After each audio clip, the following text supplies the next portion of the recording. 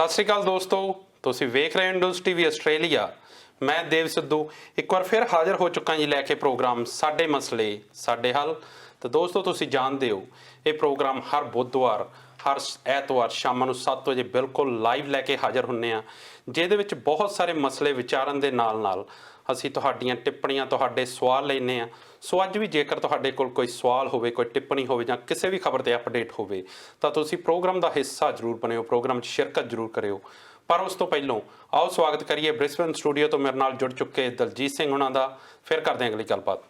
ਦਲਜੀਤ ਜੀ ਪਿਆਰ ਭਰੀ ਸਤਿ ਸ਼੍ਰੀ ਅਕਾਲ ਤੇ ਨਿੱਘਾ ਸਵਾਗਤ ਜੀ ਪ੍ਰੋਗਰਾਮ 'ਚ। ਸਤਿ ਸ਼੍ਰੀ ਅਕਾਲ ਜੀ ਦੇਵ ਸਿੱਧੂ ਸਾਹਿਬ ਤੇ ਸਤਿ ਸ਼੍ਰੀ ਅਕਾਲ ਸਾਰੇ ਇੰਡਸ ਟੀਵੀ ਦੇਖ ਰਹੇ ਦਰਸ਼ਕਾਂ ਨੂੰ ਤੇ ਆਸ ਕਰਦਾ ਕਿ ਤੁਸੀਂ ਤੰਦਰੁਸਤ ਹੋਵੋਗੇ, ਖੁਸ਼ ਹੋਵੋਗੇ। ਜੀ ਬਿਲਕੁਲ ਦਲਜੀਤ ਜੀ, ਜੇਕਰ ਖਬਰਾਂ ਦੀ ਗੱਲ ਕਰੀਏ ਤਾਂ ਸਭ ਤੋਂ ਪਹਿਲਾਂ ਤੁਹਾਨੂੰ ਯਾਦ ਹੋਣਾ ਆਪਾਂ ਪਿਛਲੇ ਬੁੱਧਵਾਰ ਇੱਕ ਬੇਰੁਤ ਵਿੱਚ ਹੋਏ ਧਮਾਕੇ ਦੀ ਗੱਲ ਕੀਤੀ ਸੀ, ਜੋ ਕਿ ਬਹੁਤ ਜ਼ਬਰਦਸਤ ਹੋਇਆ ਸੀ, ਜਿਹਦੇ ਵਿੱਚ ਹਜ਼ਾਰਾਂ ਲੋਕ ਜ਼ਖਮੀ ਹੋਏ ਤੇ ਬਹੁਤ ਸਾਰੀਆਂ ਜਾਨਾਂ ਗਈਆਂ। ਤੇ ਜਦੋਂ ਉਹਨਾਂ ਕਾਰਨਾਂ ਦੀ ਘੋਖ ਕੀਤੀ ਗਈ ਕਿ ਧਮਾਕਾ ਕਿਉਂ ਹੋਇਆ ਤਾਂ ਉਦੋਂ ਪਤਾ ਲੱਗਾ ਕਿ 2000 ਟਨ ਤੋਂ ਵੀ ਉੱਪਰ ਦਾ ਜਿਹੜਾ ਅਮੋਨੀਅਮ ਨਾਈਟ੍ਰੇਟ ਸੀ ਉਹ ਇੱਕ ਜਗ੍ਹਾ ਤੇ ਜਮ੍ਹਾਂ ਕਰਕੇ ਰੱਖਿਆ ਹੋਇਆ ਸੀ। ਹੁਣ ਇਸ ਤਰ੍ਹਾਂ ਦੀਆਂ ਖਬਰਾਂ ਭਾਰਤ ਤੋਂ ਵੀ ਆ ਰਹੀਆਂ ਕਿ ਭਾਰਤ ਦੇ ਚੇਨਈ ਸ਼ਹਿਰ ਦੇ ਵਿੱਚ 700 ਟਨ ਅਮੋਨੀਅਮ ਨਾਈਟ੍ਰੇਟ ਜਮ੍ਹਾਂ ਕਰਕੇ ਰੱਖਿਆ ਹੋਇਆ, ਜਿਸ ਦੇ ਸਿੱਟੇ ਕਾਫੀ ਖਤਰਨਾਕ ਹੋ ਸਕਦੇ ਆ। ਇਸ ਨੂੰ ਕਿੱਦਾਂ ਦੇਖਦੇ ਹੋ ਤੁਸੀਂ? ਦੇਖੋ, ਬੰਦੇ ਦਾ ਅਸਲੀ ਇਹੀ ਹੋਣਾ ਚਾਹੀਦਾ ਕਿ ਸਾਨੂੰ ਸਿੱਖਣਾ ਚਾਹੀਦਾ ਜੀ, ਸਾਡੇ ਇਤਿਹਾਸ ਤੋਂ ਵੀ ਜਾਂ ਜੋ ਹੁਣ ਵਰਤਮਾਨ ਦੇ ਵਿੱਚ ਗੱਲਾਂ ਚੱਲ ਰਹੀਆਂ। ਸਿੱਖਣਾ ਹਮੇਸ਼ਾ ਹੀ ਚੱਲਦਾ ਰਹਿਣਾ ਚਾਹੀਦਾ। ਜੇ ਕਿਤੇ ਕਿਤੇ ਅਣਗਹਿਲੀ ਹੋਈ ਆ, ਉਸ ਅਣਗਹਿਲੀ ਦਾ ਕੋਈ ਨਾ ਕੋਈ ਅੱਗੇ ਕੁਝ ਸਬਕ ਲੈਣਾ ਚਾਹੀਦਾ ਤਾਂ ਕਿ ਅਸੀਂ ਇੱਦਾਂ ਦੀਆਂ ਜਿਹੜੀਆਂ ਘਟਨਾਵਾਂ ਆ ਉਹ ਅੱਗੇ ਨਾ ਵਾਪਰਨ। ਬੜੀ ਇੱਕ ਮੰਦਭਾਗੀ ਘਟਨਾ ਵਾਪਰੀ ਬੈਰੂਤ ਦੇ ਵਿੱਚ, ਲਿਬਨਾਨ ਦੇਸ਼ ਦੇ ਵਿੱਚ, ਜਿਹੜਾ ਕਿ ਪਹਿਲਾਂ ਹੀ ਕਾਫੀ ਪ੍ਰੋਬਲਮਸ ਦੇ ਨਾਲ ਫੇਸ ਕਰ ਰਿਹਾ ਲਿਬਨਾਨ। ਕੋਈ ਵੇਲਾ ਸੀ ਕਿ ਲਿਬਨਾਨ ਦੇ ਵਿੱਚ ਸਾਡੇ ਪੰਜਾਬੀ ਵੀ ਜਾਂਦੇ ਰਹੇ, ਹੁਣ ਵੀ ਕਰਦੇ ਆ ਕੰਮ, ਪਰ ਲਿਬਨਾਨ ਕਈ ਵਾਰੀ ਇੱਦਾਂ ਦਾ ਵੀ ਵੇਲਾ ਸੀ ਕਿ ਕਾਫੀ ਫੇਵਰਟ ਮੰਨਿਆ ਜਾਂਦਾ ਸੀ, ਜਿੱਦਾਂ ਦੁਬਈ ਸੀ, ਸਾਊਦੀ ਅਰਬ ਸੀ, ਛੋਟੀਆਂ ਕੰਟਰੀਆਂ ਦੇ ਵਿੱਚ ਵਧੀਆ ਇੱਕ ਰੁਤਬਾ ਰੱਖਦਾ ਸੀ। ਪਰ ਇੱਦੇ ਜ਼ਿਆਦਾ ਕਰਪਸ਼ਨ ਹੋਏ ਜਾਂ ਬਿਲਕੁਲ ਕਿਸੇ ਚੀਜ਼ ਨੂੰ ਕਿਸੇ ਅਣਗਹਿਲੀਆਂ ਵਾਪਰਨੀਆਂ ਮਾਰ ਪਈ ਆ। ਮਾਰ ਵੀ ਕਹਿ ਲਓ ਜਾਂ ਕਹਿ ਲਓ ਕਿ ਪੋਲੀਟੀਕਲ ਲੀਡਰਸ ਦੀ ਐਡੀ ਬੇਈਮਾਨੀ ਕਹਿ ਲਓ ਕਿ ਉਹ ਲਿਬਨਾਨ ਦੇਸ਼ ਅੱਜ ਇੱਕ ਤਰ੍ਹਾਂ ਦੇ ਨਾਲ ਬਹੁਤ ਬੈਕਵਰਡ ਹੋ ਗਿਆ। ਹੁਣ ਉੱਥੇ ਅਣਗਹਿਲੀ ਸਾਹਮਣੇ ਆਈ। ਅਣਗਹਿਲੀ ਇਹ ਹੋਈ ਕਿ ਅਮੋਨੀਅਮ ਨਾਈਟ੍ਰੇਟ ਵਿਦਾਊਟ ਜਿਹੜੀਆਂ ਪ੍ਰੀਕਾਸ਼ਨਸ ਰੱਖਣੀਆਂ ਚਾਹੀਦੀਆਂ ਸੀ ਉਹ ਪ੍ਰੀਕਾਸ਼ਨਸ ਰੱਖੀਆਂ ਨਹੀਂ ਗਈਆਂ, ਜਿਹਦੇ ਕਰਕੇ ਬਹੁਤ ਵੱਡਾ ਧਮਾਕਾ ਹੋਇਆ। ਤੇ ਬੈਰੂਤ ਜਿਹੜੀ ਉੱਥੇ ਰਾਜਧਾਨੀ ਆ ਉਹਨੂੰ ਕਾਫੀ ਨੁਕਸਾਨ ਪਹੁੰਚਿਆ। ਹੁਣ ਉਸ ਤੋਂ ਬਾਅਦ ਇਹ ਗੱਲ ਉੱਠੀ ਕਿ ਸਾਰੇ ਦੇਸ਼ਾਂ ਦੇ ਵਿੱਚ ਇਹ ਗੱਲ ਚੱਲੀ ਕਿ ਅਮੋਨੀਅਮ ਨਾਈਟ੍ਰੇਟ ਕਾਫੀ ਵਾਰੀ ਨੁਕਸਾਨ ਹੋਇਆ। ਈਵਨ ਕਿ ਅਮਰੀਕਾ ਦੇ ਟੈਕਸਸ ਦੇ ਵਿੱਚ ਕਾਫੀ ਆਪਾਂ ਗੱਲਾਂ ਕੀਤੀਆਂ ਸੀ ਪਿਛਲੇ ਪ੍ਰੋਗਰਾਮ ਦੇ ਵਿੱਚ। ਹੁਣ ਇਹ ਭਾਰਤ ਦੇ ਵਿੱਚ ਵੀ ਆਇਆ ਕਿ ਚੇਨਈ ਸ਼ਹਿਰ ਦੇ ਵਿੱਚ ਵੀ 700 ਕਿਲੋਗ੍ਰਾਮ ਦੇ ਟਨ ਦੇ ਕਰੀਬ ਇਹ ਪਿਆ ਆ ਤੇ ਅਮੋਨੀਅਮ ਨਾਈਟ੍ਰੇਟ। ਇਹ ਗੱਲਾਂ ਜਦੋਂ ਸਾਹਮਣੇ ਆਈਆਂ ਫਿਰ ਉਸ ਤੋਂ ਬਾਅਦ ਗਵਰਨਮੈਂਟ ਨੂੰ ਦੱਸਣਾ ਪਿਆ ਕਿ ਅਖਰ ਵਿੱਚ ਕੀ ਗੱਲ ਹੋਈ ਸੀ। ਇਹ ਵੀ 2015 ਤੋਂ ਪਿਆ, ਕੋਈ 5 ਸਾਲ ਹੋ ਗਏ। ਇਹ 6 ਸਾਲ ਪੁਰਾਣਾ ਉਹ ਸੀ, ਇਹ 5 ਸਾਲ ਹੋ ਗਏ ਆ ਇਹ ਵੀ ਪੈ ਨੂੰ ਚੇਨਈ ਬੰਦਰਗਾਹ ਦੇ ਰਾਹੀਂ ਆਇਆ ਸੀ। ਇਹ ਵੀ ਕਸਟਮ ਵਿਭਾਗ ਨੇ ਰੋਕ ਲਿਆ ਇਲੀਗਲੀ, ਜਾਂ ਕਹਿ ਲਓ ਕਿ ਕੋਈ ਪੁਖਤਾ ਇਹਦੀ ਕੋਈ ਹੈ ਨਹੀਂ ਸੀ, ਪ੍ਰਬੰਧ ਮਨਜ਼ੂਰੀ ਨਹੀਂ ਸੀ, ਜਿਹਦੇ ਕਰਕੇ ਕਿ ਉਹ ਰੋਕ ਲਿਆ। ਉਸ ਤੋਂ ਬਾਅਦ 2015 ਤੋਂ ਇਹ 20 ਕਿਲੋਮੀਟਰ ਚੇਨਈ ਤੋਂ ਦੂਰ ਇੱਕ ਜਗ੍ਹਾ ਹੈਗੀ, ਉਹਨੂੰ ਵੀ ਮਨਾਲੀ ਕਹਿੰਦੇ ਆ, ਹਿਮਾਚਲ ਪ੍ਰਦੇਸ਼ ਵਾਲੀ ਨੂੰ। ਉੱਥੇ ਇੱਕ ਜਗ੍ਹਾ ਚੇਨਈ ਤੋਂ ਹੈਗੀ 20 ਕਿਲੋਮੀਟਰ, ਉੱਥੇ ਇਹਨੂੰ ਸਟੋਰ ਕਰਕੇ ਰੱਖਿਆ ਗਿਆ। ਵੈਸੇ ਗਵਰਨਮੈਂਟ ਨੇ ਕਿਹਾ ਕਿ ਅਸੀਂ ਪੂਰੀਆਂ ਪ੍ਰੀਕਾਸ਼ਨਸ ਰੱਖੀਆਂ, ਪਰ ਇਹ ਬੈਰੂਤ ਧਮਾਕੇ ਤੋਂ ਬਾਅਦ ਜਦੋਂ ਗੱਲ ਉੱਠੀ ਆ, ਹੁਣ ਇਹ ਤੋਂ ਬਾਅਦ ਇਹਨਾਂ ਨੇ ਬਿਟਸ ਲਾਈਆਂ, ਬੋਲੀਆਂ ਲਾਈਆਂ, ਪ੍ਰਾਈਵੇਟ ਜਿਹੜਾ ਕਿਹਾ ਗਿਆ ਕਿ ਤੁਸੀਂ ਇਹਨੂੰ ਚੱਕੋ, ਹੁਣ ਇੱਥੋਂ ਜਿਹੜਾ ਇਹਨੂੰ ਚੱਕ ਲਿਆ ਜਾਵੇ ਤਾਂ ਕਿ ਇਹੋ ਜਿਹਾ ਜਿਹੜਾ ਦੁਰਘਟਨਾ ਕਿਤੇ ਇੱਥੇ ਨਾ ਵਾਪਰ ਜਾਵੇ। ਇਹ ਇੱਕ ਵਧੀਆ ਗੱਲ ਹੈ ਕਿ ਸਾਨੂੰ ਵੀ ਆਪਣੇ ਸਾਰੇ ਪਾਸੇ ਦੇਖ ਲੈਣਾ ਚਾਹੀਦਾ ਕਿ ਇਹੋ ਜਿਹੀ ਘਟਨਾ ਜਿਹੜੀ ਆ ਨਹੀਂ ਸਾਡੇ ਵਾਪਰਨੀ ਚਾਹੀਦੀ। ਤੇ ਹੁਣ ਗਵਰਨਮੈਂਟ ਨੇ ਕਿਹਾ ਕਿ ਅਸੀਂ ਉਹਦੇ ਬਾਰੇ ਗੱਲ ਕਰ ਰਹੇ ਹਾਂ। ਤੇ ਵੈਸੇ ਤਾਂ ਉਹਨਾਂ ਨੇ ਪਹਿਲਾਂ ਤੋਂ ਕਾਫੀ ਨਿਯਮ ਬਣਾਏ ਹੋਏ ਆ। ਉਹਨਾਂ ਨੇ ਦੱਸਿਆ ਕਿ ਅਸੀਂ ਕੰਟੇਨਰ ਜਿਹੜੇ ਬਣੇ ਹੋਏ ਆ ਉਹਨਾਂ ਦੇ ਵਿੱਚ ਕਾਫੀ ਪ੍ਰੀਕਾਸ਼ਨਸ ਦੇ ਨਾਲ ਰੱਖਿਆ ਹੋਇਆ ਆ, ਸੇਫ ਆ। ਪਰ ਫਿਰ ਵੀ ਹੁਣ ਉੱਥੋਂ ਹਟਾਉਣ ਦਾ ਕੰਮ ਇਸ ਤੋਂ ਬਾਅਦ ਸ਼ੁਰੂ ਹੋ ਗਿਆ। ਇਹਨੂੰ ਆਪਾਂ ਕਹਿ ਸਕਦੇ ਹਾਂ ਕਿ ਇੱਕ ਸਵਾਗਤਯੋਗ, ਕਿਉਂਕਿ ਬਹੁਤ ਜ਼ਿਆਦਾ ਇਹ ਜਿਸ ਤਰ੍ਹਾਂ ਨਾਲ ਉੱਥੇ ਇਹਦੇ ਸਿੱਟੇ ਬੈਰੂਤ 'ਚ ਵੇਖਣ ਨੂੰ ਮਿਲੇ ਤਾਂ ਇਹ ਬਹੁਤ ਖਤਰਨਾਕ ਆ। ਜੇ ਕਿਤੇ ਵੀ ਤਰ੍ਹਾਂ ਕਿਸੇ ਵੀ ਤਰ੍ਹਾਂ ਕੋਈ ਅਣਗਹਿਲੀ ਹੁੰਦੀ ਆ ਤੇ ਇੱਥੇ ਵੀ ਇਹ ਸਿੱਟੇ ਵੇਖਣ ਨੂੰ ਮਿਲ ਸਕਦੇ ਆ। ਇਹ ਸਭ ਤੋਂ ਵੱਡੇ ਇਹ ਜਿਹੜੇ ਜਿੱਦਾਂ ਅਮੋਨੀਅਮ ਨਾਈਟ੍ਰੇਟ ਵਰਗੇ ਕੈਮੀਕਲ ਆ, ਇਹਨਾਂ ਦੇ ਉਦੋਂ ਤਾਂ ਸਿੱਟੇ ਮਿਲਦੇ ਹੀ ਆ। ਅੱਜ ਅਸੀਂ ਦੇਖਿਆ ਕਿ ਪਿਛਲੇ ਹਫ਼ਤੇ ਧਮਾਕਾ ਹੋਇਆ, ਉਹਦੇ ਵਿੱਚ 150 ਬੰਦਾ ਮਰ ਗਿਆ, 5000 ਦੇ ਕਰੀਬ ਜ਼ਖਮੀ ਹੋ ਗਿਆ। ਅਸੀਂ ਇਹ ਰਿਜ਼ਲਟ ਕੱਢਿਆ, ਪਰ ਰਿਜ਼ਲਟ ਅਗਲੇ 10 ਸਾਲਾਂ ਤੱਕ ਨਿਕਲਣੇ। 15 ਸਾਲਾਂ ਤੱਕ, 20 ਸਾਲ ਤੱਕ ਵੀ। ਜੀ ਹੀਰੋਸ਼ੀਮਾ ਨਾਗਾਸਾਕੀ ਦੇ ਵਿੱਚ ਐਟੋਮਿਕ ਬੰਬ, ਹਜ਼ਾਰਾਂ ਹੀ ਲੋਕ ਮਰੇ ਉੱਥੇ। ਜੀ ਉਸ ਤੋਂ ਬਾਅਦ ਜਿਹੜੇ ਰਿਜ਼ਲਟ ਹੈ ਉਹ ਤਾਂ ਅੱਜ ਤੱਕ ਲੋਕੀ ਭੁਗਤਦੇ। ਬਿਲਕੁਲ। ਅੱਜ ਤੱਕ ਬੱਚਿਆਂ ਨੂੰ ਜਿਹੜੀਆਂ ਇਦਾਂ ਦੀਆਂ ਬਿਮਾਰੀਆਂ ਲੱਗਦੀਆਂ, ਜਿਹੜੀਆਂ ਕਿ ਉਹ ਐਟੋਮਿਕ ਕਿਰਨਾਂ ਆ, ਜਿਹਨੂੰ ਰੇਡੀਓ ਐਕਟਿਵ ਪਦਾਰਥ ਆਪਾਂ ਕਹਿ ਦਿੰਦੇ ਆ, ਉਹਨਾਂ ਦੇ ਅੱਜ ਵੀ ਇੰਨੇ ਜ਼ਿਆਦਾ ਲੋਕਾਂ ਦੇ ਉੱਤੇ ਪ੍ਰਭਾਵ ਆ। ਉੱਥੇ ਦੇ ਜਿਹੜੇ ਬੱਚੇ ਜੰਮਦੇ ਆ ਨਵੇਂ, ਅੱਜ ਤੱਕ ਉਹਦੇ ਅਜੇ ਤੱਕ ਰਿਐਕਸ਼ਨ ਰਿਐਕਸ਼ਨ ਸਾਹਮਣੇ ਆ ਰਹੇ ਆ। ਇਸ ਕਰਕੇ ਇਹ ਜਿਹੜੀਆਂ ਕੈਮੀਕਲਸ ਦੀਆਂ ਘਟਨਾਵਾਂ ਹੁੰਦੀਆਂ, ਇੱਕ ਬੰਬ ਚੱਲਦਾ ਜੀ, ਬੰਬ ਦਾ ਇਹ ਹੁੰਦਾ ਕਿ ਤੁਸੀਂ ਉਸੇ ਵੇਲੇ ਕਿੰਨਾ ਨੁਕਸਾਨ ਹੁੰਦਾ ਆਪਾਂ ਸਿੱਟਾ ਕੱਢ ਲੈਂਦੇ ਆ, ਪਰ ਇਹੋ ਜਿਹੇ ਜਿਹੜੀਆਂ ਕੈਮੀਕਲਸ ਦੇ ਪ੍ਰਭਾਵ ਹੁੰਦੇ ਆ ਇਹ ਬਹੁਤ ਜ਼ਿਆਦਾ ਦੇਰ ਤੱਕ ਦੇਖਣ ਨੂੰ ਮਿਲਦੇ ਆ। ਇਸ ਕਰਕੇ ਬਹੁਤ ਸਾਰੀਆਂ ਸਾਨੂੰ ਨਿਯਮ ਬਣਾਉਣੇ ਪੈਣੇ ਆ, ਕਿਉਂਕਿ ਸਾਡੀਆਂ ਦੇਖੋ ਲੋੜਾਂ ਹੀ ਵੱਧ ਗਈਆਂ। ਪਹਿਲਾਂ ਤਾਂ ਇਹ ਹੁੰਦਾ ਸਾਡਾ ਬੜਾ ਲਾਈਫ ਬੜੀ ਸਿੰਪਲ ਸੀ, ਸਾਡੇ ਲੋਕ ਖਾਣ ਪੀਣ ਜਾਂ ਕਹਿ ਲਓ ਰੋਟੀ ਕੱਪੜਾ ਮਕਾਨ ਇੱਥੇ ਇਹਨਾਂ ਲੋੜਾਂ ਤੱਕ ਸੀ। ਪਰ ਸਾਡੀਆਂ ਹੁਣ ਦੀਆਂ ਮਾਡਰਨ ਵਰਲਡ ਦੀਆਂ, ਸਾਡਾ ਕੰਪੀਟੀਸ਼ਨ ਬੜਾ ਇੱਕ ਕੰਪਲੈਕਸ ਇਨਵਾਇਰਨਮੈਂਟ ਬਣ ਚੁੱਕਾ ਤੇ ਉਹਦੇ ਵਿੱਚ ਇਦਾਂ ਦੇ ਕੈਮੀਕਲ ਸੀ ਸਾਨੂੰ ਜ਼ਰੂਰਤ ਵੀ ਪੈਣੀ ਆ। ਬਿਲਕੁਲ। ਤੇ ਜਦੋਂ ਪੈਣੀ ਆ ਤੇ ਇਹਨੂੰ ਰੱਖ ਰਖਾਓ ਦਾ ਜਿਹੜਾ ਢੰਗ ਆ ਉਹ ਬਹੁਤ ਜ਼ਰੂਰੀ ਆ। ਬਿਲਕੁਲ, ਸਮੇਂ ਨਾਲ ਜਿਹੜਾ ਚੱਲਣਾ ਉਹ ਤਾਂ ਬਹੁਤ ਜ਼ਰੂਰੀ ਆ, ਪਰ ਉਹਦੇ ਲਈ ਪ੍ਰੋਪਰ ਜਿਹੜੇ ਪ੍ਰਬੰਧ ਆ ਉਹ ਵੀ ਬਹੁਤ ਜ਼ਰੂਰੀ ਆ, ਨਹੀਂ ਤਾਂ ਉਹਦੇ ਜਿਹੜੇ ਸਿੱਟੇ ਆ ਜਾਂ ਮਾੜੇ ਅੰਜਾਮ ਆ ਉਹ ਸਾਨੂੰ ਭੁਗਤਣੇ ਪੈਂਦੇ ਆ। ਬਿਲਕੁਲ, ਉਹਦੇ ਲਈ ਆਉਣ ਵਾਲੀਆਂ ਪੀੜ੍ਹੀਆਂ ਨੂੰ ਭੁਗਤਣੇ ਪੈਂਦੇ ਆ, ਜਿਨ੍ਹਾਂ ਦਾ ਕੋਈ ਨੁਕਸਾਨ, ਜਿਨ੍ਹਾਂ ਨੇ ਕੁਝ ਕੀਤਾ ਹੀ ਨਹੀਂ, ਕਈ ਸਾਲਾਂ ਤੱਕ ਭੁਗਤਣੇ ਪੈਂਦੇ। ਇਸ ਕਰਕੇ ਜਿਹੜਾ ਰੱਖ ਰਖਾਓ ਆ ਜਾਂ ਕਦੀ ਅਵੇਸਲਾਪਨ ਸਾਡੇ ਲੋਕਾਂ ਦੇ ਵਿੱਚ ਇਹ ਹੋ ਜਾਂਦਾ ਆ ਸਿੱਧੂ ਸਾਹਿਬ ਕਿ ਅਵੇਸਲਾਪਨ ਆ ਜਾਂਦਾ। ਬਿਲਕੁਲ, ਇਹ ਵੀ ਇੱਕ ਮਨੁੱਖੀ ਫਿਤਰਤ ਆ ਕਿਸੇ ਵੀ ਦੇਸ਼। ਇਹ ਜ਼ਰੂਰੀ ਨਹੀਂ ਹੈਗਾ ਕਿ ਭਾਰਤੀ, ਸਾਰੇ ਮਨੁੱਖ ਦੀ ਫਿਤਰਤ ਆ ਕਿ ਅਸੀਂ ਕੁਛ ਦੇਰ ਦੇ ਬਾਅਦ ਅਸੀਂ ਇੱਕ ਕਹਿ ਲਓ ਕਿ ਸਟੇਬਲ ਸਥਿਤੀ ਦੇ ਵਿੱਚ ਆ ਜਾਂਦੇ ਹਾਂ ਕਿ ਹੁਣ ਕੁਛ ਨਹੀਂ ਹੁੰਦਾ। ਤੇ ਇਸ ਕਰਕੇ ਪਰ ਸਰਕਾਰਾਂ ਜਿਹੜੀਆਂ ਇਸ ਕੰਮ ਨੂੰ, ਉਹਨਾਂ ਦੀ ਜ਼ਿੰਮੇਵਾਰੀ ਇਹ ਬਣਦੀ ਆ ਕਿ ਇਹ ਜਿਹੜੀ ਢਿੱਲ ਆ ਇਹ ਕਦੀ ਨਾ ਆਉਣ ਦਿੱਤੀ ਜਾਵੇ, ਉਹਦੀ ਬਾਰ-ਬਾਰ ਪੜਚੋਲ ਹੋਵੇ। ਇਸ ਗੱਲ ਨੂੰ ਇਤਿਹਾਸ ਦੇ ਵਿੱਚ ਜਿਹੜੀਆਂ ਗੱਲਾਂ ਹੋਈਆਂ ਉਹਨਾਂ ਨੂੰ ਅੱਗੇ ਲਿਆ ਕੇ ਹੁਣ ਦੀ ਕਸੌਟੀ ਦੇ ਵਿੱਚ ਜ਼ਰੂਰ ਪਰਖਣਾ ਚਾਹੀਦਾ। ਬਿਲਕੁਲ, ਜੇ ਮਤਲਬ ਜਿੱਦਾਂ ਆਪਾਂ ਗੱਲ ਕੀਤੀ ਕਿ ਸਮੇਂ ਨਾਲ ਚੱਲਣਾ ਬਹੁਤ ਜ਼ਰੂਰੀ, ਪਰ ਉਹਦੇ ਨਾਲ ਸਰਕਾਰਾਂ ਦੀ ਇਹ ਜ਼ਿੰਮੇਵਾਰੀ ਬਣਦੀ ਹੈ ਕਿ ਉਹ ਇਹਦੇ ਪੁਖਤਾ ਪ੍ਰਬੰਧ ਕਰਨ ਤਾਂ ਜੋ ਇਦਾਂ ਦਾ ਜੋ ਕੁਝ ਵੀ ਮਾੜਾ ਹਾਦਸਾ ਬੇਰੁੱਤ 'ਚ ਵਾਪਰਿਆ ਉਹ ਦੁਨੀਆ ਦੇ ਕਿਸੇ ਵੀ ਕੋਨੇ ਤੇ ਇਦਾਂ ਦਾ ਨਾ ਵਾਪਰੇ। ਦਲਜੀਤ ਜੀ, ਹੁਣ ਇਸ ਤੋਂ ਬਾਅਦ ਆਪਾਂ ਪੰਜਾਬ ਵੱਲ ਚੱਲੀਏ ਤਾਂ ਤੁਸੀਂ ਪੰਜਾਬ ਜਿਹੜੀ ਕਬੱਡੀ ਦੀ ਗੇਮ ਵੇਖੀ ਹੋਣੀ ਆ, ਜਿਹਦੇ ਵਿੱਚ ਜਿਹੜਾ ਰੇਡਰ ਹੁੰਦਾ ਉਹ ਵਿਰੋਧੀ ਟੀਮ ਨੂੰ ਜੱਫਾ ਪਾਉਣ ਰੇਡ ਕਰਨ ਲਈ ਜਾਂਦਾ ਤੇ ਵਿਰੋਧੀ ਟੀਮ ਦਾ ਜਿਹੜਾ ਜਾਫੀ ਆ ਉਹ ਉਹਨੂੰ ਜੱਫਾ ਮਾਰਦਾ, ਕਦੀ ਲੱਤ ਤੋਂ ਫੜਦਾ, ਖੜਿੱਕੀ ਪਾਉਂਦਾ। ਪਰ ਜਦੋਂ ਰੇਡਰ ਨੂੰ ਰੇਡ ਪਾਉਣ ਜਾਂਦੇ ਆ ਆਪਣੀ ਟੀਮ ਦਾ ਜਿਹੜਾ ਜਾਫੀ ਉਹ ਲੱਤਾਂ ਤੋਂ ਫੜ ਲਏ ਤਾਂ ਸਥਿਤੀ ਹਾਸੋ ਹੀ ਨਹੀਂ ਹੋ ਜਾਂਦੀ ਆ। ਹੁਣ ਇਹੀ ਸਥਿਤੀ ਜਿਹੜੀ ਆ ਉਹ ਪੰਜਾਬ ਕਾਂਗਰਸ ਲਈ ਬਣੀ ਹੋਈ ਆ। ਉਧਰ ਜਿਹੜੇ ਕੈਪਟਨ ਸਾਹਿਬ ਆ ਉਹ ਦਾਅਵੇ ਕਰੀ ਜਾਂਦੇ ਆ ਕਿ ਅਸੀਂ 70-80% ਜਿਹੜੇ ਵਾਅਦੇ ਆ ਉਹ ਪੂਰੇ ਕਰਤੇ, ਤੇ ਜਿਹੜੇ ਬਾਜਵਾ ਸਾਹਿਬ ਆ ਉਹ ਸਰਕਾਰ ਦੀਆਂ ਪੋਲਾਂ ਖੋਲਣ ਤੇ ਲੱਗੇ ਹੋਏ ਆ ਵੀ ਇਹਨਾਂ ਕੁਛ ਨਹੀਂ ਕੀਤਾ। ਹੁਣ ਉਸ ਤੋਂ ਬਾਅਦ ਉਹਨਾਂ ਦੀ ਜਿਹੜੀ ਸਿਕਿਉਰਿਟੀ ਆ ਉਹ ਵੀ ਵਾਪਸ ਲੈ ਲਈ ਗਈ ਤੇ ਦੁੱਲੋ ਸਾਹਿਬ ਕਹਿੰਦੇ ਜਿਹੜਾ ਜੋ ਵੀ ਆ ਬਦਲਾਖੋਰੀ ਨਾਲ ਕੀਤਾ ਜਾ ਰਿਹਾ। ਕੀ ਕਹਿਣਾ ਚਾਹੋਗੇ?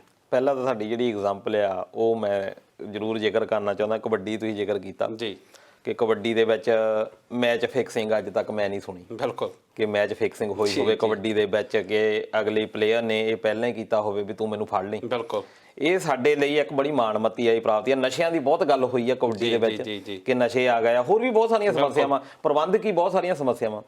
ਪਰ ਅੱਜ ਤੱਕ ਮੈਂ ਇਹ ਨਹੀਂ ਸੁਣਿਆ ਕਿ ਕਿਤੇ ਬਈ ਮੈਚ ਫਿਕਸਿੰਗ ਹੋ ਗਈ ਆ, ਪਹਿਲਾਂ ਹੀ ਪਤਾ ਆ ਵੀ ਤੂੰ ਵੀ ਮੈਨੂੰ ਫੜ ਲਈ, ਇਦਾਂ ਦੀ ਗੱਲ ਨਹੀਂ ਹੋਈ ਇਹ ਵੈਸੇ। ਪਰ ਮੈਚ ਫਿਕਸਿੰਗ ਕ੍ਰਿਕਟ ਦੇ ਨਾਲ ਆਪਾਂ ਕੰਪੈਰੀਜ਼ਨ ਕਰ ਸਕਦੇ ਹਾਂ ਕਿ ਪਹਿਲਾਂ ਹੀ ਹੁੰਦਾ ਕਿ ਤੂੰ ਇੰਨੇ ਰਨ ਬਣਾਉਣੇ ਆ ਜਾਂ ਇੰਨੇ ਤੇ ਆਊਟ ਹੋ ਜਾਏ। ਇਹ ਇੱਕ ਧੱਬਾ ਆ। ਬਿਲਕੁਲ ਇਹੋ ਜਿਹਾ ਪੋਲੀਟੀਕਲ ਸਾਡੇ ਪੰਜਾਬ ਦੇ ਵਿੱਚ ਚੱਲ ਰਿਹਾ ਆ। ਜਿਹੜੀ ਮੈਚ ਫਿਕਸਿੰਗ ਆ ਉਹ ਹੋ ਚੁੱਕੀ ਆ ਜੀ। ਅਸਲ ਵਿੱਚ ਇਹ ਮੈਚ ਫਿਕਸਿੰਗ ਵੈਸੇ ਤਾਂ ਇਹ ਕਿਹਾ ਜਾ ਰਿਹਾ ਕਿ ਭਾਜਪਾ ਕਾਫੀ ਦਖਲਅੰਦਾਜ਼ੀ ਕਰ ਰਹੀ ਆ। ਉਹ ਨਿਰਾਸ਼ ਜਿਹੜੇ ਆਗੂ ਹੈਗੇ ਆ ਜਾਂ ਨਾਰਾਜ਼ ਆਗੂ ਹੈਗੇ ਆ ਉਹਨਾਂ ਨੂੰ ਆਪਣੇ ਫੇਵਰ ਦੇ ਵਿੱਚ ਕਰਨ ਦੇ ਵਿੱਚ ਹੈਗੀ ਆ ਜੀ। ਪਰ ਅਸਲ ਦੇ ਵਿੱਚ ਸਾਡੀ ਇਹ ਤਰਾਸਦੀ ਕਹਿ ਲਓ ਸਿੱਧੂ ਸਾਹਿਬ ਕਿ ਹੁਣ ਤੱਕ ਜਿੰਨੇ ਵੀ ਸਾਡੇ ਲੀਡਰ ਹੋਏ ਆ, ਪੋਲੀਟੀਕਲ ਲੀਡਰ, ਬਹੁਤ ਘੱਟ ਲੋਕ ਆ ਜਿਹੜੇ ਲੋਕਾਂ ਦੇ ਲਈ ਲੜੇ ਆ। ਬਿਲਕੁਲ, ਅਸਲ ਦੇ ਵਿੱਚ ਇਹ ਨਿੱਜੀ ਸਵਾਰਥਾਂ ਦੇ ਲਈ ਆ ਜੀ। ਇਹੀ ਬਾਜਵਾ ਸਾਹਿਬ ਸੀਗੇ, ਅੱਜ ਕੈਪਟਨ ਸਾਹਿਬ ਇਹ ਕਹਿ ਰਹੇ ਆ ਕਿ ਇਹ ਸਾਡੇ ਪਿੱਠ ਦੇ ਵਿੱਚ ਛੁਰਾ ਖੋਬ ਰਹੇ ਆ, ਸਾਡੇ ਖਿਲਾਫ ਬੋਲ ਰਹੇ ਆ। ਪਰ ਕੈਪਟਨ ਸਾਹਿਬ ਨੂੰ ਇਹ ਭੁੱਲ ਗਿਆ ਕਿ 2016 ਦੇ ਵਿੱਚ ਜਦੋਂ ਪ੍ਰਤਾਪ ਸਿੰਘ ਬਾਜਵਾ ਪ੍ਰਧਾਨ ਸੀ ਉਸ ਵੇਲੇ ਤੁਸੀਂ ਵੀ ਇਹੀ ਕੰਮ ਕਰਦੇ ਸੀ। ਤੁਸੀਂ ਇਹਨਾਂ ਦੇ ਖਿਲਾਫ, ਇਹਨਾਂ ਦਾ ਕੋਈ ਵੀ ਕੰਮ ਹੁੰਦਾ ਸੀ ਉਹਦੇ ਬਦਖਿਲਾਫੀ ਕਰਦੇ ਸੀ। ਦਿੱਲੀ ਤੋਂ ਪਹਿਲਾਂ ਤੇ ਰੁਕਦੇ ਹੀ ਨਹੀਂ ਸੀ। ਬਿਲਕੁਲ, ਸਿੱਧੀ ਬ੍ਰੇਕ ਦਿੱਲੀ ਜਾ ਕੇ ਮਾਰਦੇ। ਅਸਲ ਵਿੱਚ ਸਮੱਸਿਆ ਹੀ ਇਹ ਆ ਕਿ ਇਹਨਾਂ ਦੇ ਜਿਹੜੇ ਬਜ਼ੁਰਗ ਸੀਗੇ ਉਹਨਾਂ ਨੇ ਪਹਿਲਾਂ ਰਿਲੇਸ਼ਨਸ ਇੰਨੇ ਬਣਾਏ ਹੋ ਸੀ ਇਹ ਖੱਟੀਆਂ ਹੀ ਖਾਂਦੇ ਆ ਬਿਲਕੁਲ। ਕੋਈ ਆਪਣਾ ਐਡਾ ਕੋਈ ਰੋਲ ਨਹੀਂ ਹੈਗਾ। ਉਹ ਪਹਿਲਾਂ ਦੇ ਜਿਹੜੇ ਰਿਲੇਸ਼ਨਸ ਬਣੇ ਹੋ ਆ ਇੰਦਰਾ ਗਾਂਧੀ ਵੇਲੇ ਦੇ, ਰਾਜੀਵ ਗਾਂਧੀ ਵੇਲੇ ਦੇ, ਉਹ ਉਹਨਾਂ ਨੂੰ ਵਿੱਚ ਯੂਜ਼ ਕਰਦੇ ਆ। ਹੁਣ ਰਾਹੁਲ ਗਾਂਧੀ ਨੂੰ ਜੇ ਕਹਿ ਲਓ, ਉਹਨੂੰ ਥੋੜੀ ਪਤਾ ਆ ਵੀ ਪ੍ਰਤਾਪ ਸਿੰਘ ਬਾਜਵਾ ਜਾਂ ਸ਼ਮਸ਼ੇਰ ਸਿੰਘ ਦੁੱਲੋ ਦਾ ਇਹਨਾਂ ਦਾ ਕਿਰਦਾਰ ਕੀ ਆ ਪੰਜਾਬ ਦੇ ਵਿੱਚ ਜਾਂ ਲੋਕਲ ਲੈਵਲ ਦੇ ਉੱਤੇ, ਕਿਉਂਕਿ ਲੋਕਲ ਲੈਵਲ ਦੇ ਉੱਤੇ ਉਹ ਜਿਹੜੇ ਹਾਈ ਕਮਾਂਡ ਆ ਉਹਨਾਂ ਦਾ ਐਡਾ ਟੱਚ ਨਹੀਂ ਹੁੰਦਾ। ਉਹ ਫਿਰ ਇਹਨਾਂ ਬੰਦਿਆਂ ਦੇ ਉੱਤੇ ਬਿਲੀਵ ਕਰਦੇ ਹੁੰਦੇ ਆ। ਦੂਜਾ ਆ ਕਾਂਗਰਸ ਸਰਕਾਰ ਦਾ ਇਹ ਵੀ ਰਿਹਾ ਆ, ਇਹ ਸ਼ੁਰੂ ਤੋਂ ਹੀ ਇੱਕ ਟਾਰਗੇਟ ਰਿਹਾ। ਇਹਨਾਂ ਨੇ ਦੋ ਧਿਰਾਂ ਬਣਾ ਕੇ ਰੱਖੀਆਂ। ਅੱਜ ਬਹੁਤ ਸਾਰੇ ਲੋਕ ਕਹਿੰਦੇ ਆ ਕਿ ਕਾਂਗਰਸ ਦੇ ਵਿੱਚੋਂ ਜੀ ਬਾਜਵਾ ਕੱਢ ਦੇਣਾ ਜਾਂ ਸ਼ਮਸ਼ੇਰ ਸਿੰਘ ਦੁੱਲੋ ਕੱਢ ਦੇਣਾ। ਜੇ ਸ਼ਮਸ਼ੇਰ ਸਿੰਘ ਦੁੱਲੋ ਕੱਢਣਾ ਹੁੰਦਾ, ਕੱਢ ਤਾਂ ਉਦਣ ਹੀ ਦੇਣਾ ਸੀ ਜਿੱਦਣ ਇਹਨਾਂ ਦਾ ਪੁੱਤ ਤੇ ਇਹਨਾਂ ਦੀ ਆਪਣੀ wife Aam Aadmi party join ਕਰ ਗਏ। ਬਿਲਕੁਲ।